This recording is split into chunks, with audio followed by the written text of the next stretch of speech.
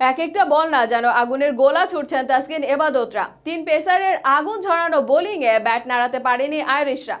Arnold Donald এবাদতকে বলেছেন Sylhet rocket, আর সেই রকেটেই pocket বন্দি প্রতিপক্ষ। তরুণ হাসান মাহমুদ যেন এক যুগের অভিজ্ঞ।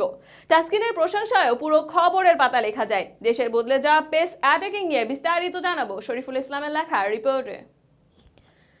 বাংলাদেশের বর্তমান পেস অ্যাটাকিংয়ে বিশ্বমানের পেস অ্যাটাকিং বললে মোটেও ভুল হবে না। প্রতিটি বল ছোড়াকে আগুনের গোলা ছোড়ার সাথে মেলালেও উপমায় বাড়িয়ে বলা হবে না। যে মোস্তাফিজুর রহমান ছিলেন দেশের একমাত্র অটো চয়েস পেসার, সেই ফিজি এখন বেঞ্চের প্লেয়ার। তাসকিনের গতির ঝলক যেন রীতিমতো বেড়েই চলছে, আর হাসান এবাদতের বলে প্রতিপক্ষরা দিশেহারা হচ্ছে। যেখানে ঘরের মাঠে তিন পেসার নিয়ে খেলতে নামায় স্বপ্নের মতন, সেখানে পেসারদের বলেই পুরো 10 উইকেট নেয় টাইগাররা।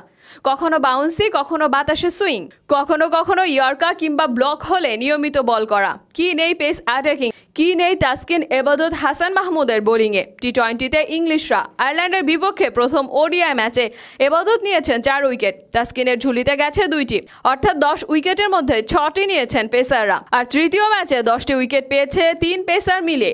হাসান মাহমুদ 5টি, তাসকিন আহমেদ 3টি, আর বাকি 2টি ঝুলিতে ভরেছেন এবাদত। বাংলাদেশের ইতিহাসে যা প্রথমবার সাকিব আল হাসানের মতো বোলারকে বলই করতে হয়নি। পুরো ম্যাচে মাত্র 5 ওভারেই সীমাবদ্ধ স্পিনারদের বোলিং। এই যে বদলে যাওয়া বাংলাদেশের পেস ডিপার্টমেন্ট, সেই ডিপার্টমেন্টের হেডমাস্টার আফ্রিকান সাদা বিদ্যুৎ খ্যাত আর্নল্ড ডোনাল্ড, যিনি বাহবা নয় খাটেন ইম্প্যাক্ট তৈরির জন্য। গত বছরের শুরুতে নিউজিল্যান্ডের মাটিতে পেস দাপটে টেস্ট জয়, এরপর আফ্রিকার মাটিতে তাদের সাথে ওডিআই সিরিজ জয়। তবে বিদেশে দাপট দেখালেও ঘরে মাঠে বরাবর স্পিন নির্ভর ছিল বাংলাদেশ। আর সেই বাংলাদেশেরই নতুন চেহারা 2023 সাল, যে চেহারার সবচেয়ে সুন্দর দৃশ্য বাংলাদেশের পেস ডিপার্টমেন্ট। ইংল্যান্ডের সাথে বেশ ভালো করেছিল পেসাররা। হাসান মাহমুদ আর তাসকিনের বোলিং নৈপুণ্য। ইংল্যান্ডের বিপক্ষে প্রথম ওডিআইতেই জয় পায় বাংলাদেশ, এরপর বাকি 2 টি-20 আর আয়ারল্যান্ডের বিপক্ষে 2 ম্যাচ, সবগুলোতেই দাপটে পারফরমেন্স করেছে বাংলাদেশের পেস বিভাগ। শুধু বোলিংয়ে আগ্রাসন নয়, কোচ জেমি সিন্ডসের আওতায় ব্যাটিং অনুশীলন করেন প্রতিটি পেসার, যার ফলও পাচ্ছে তাসকিনের ব্যাটে।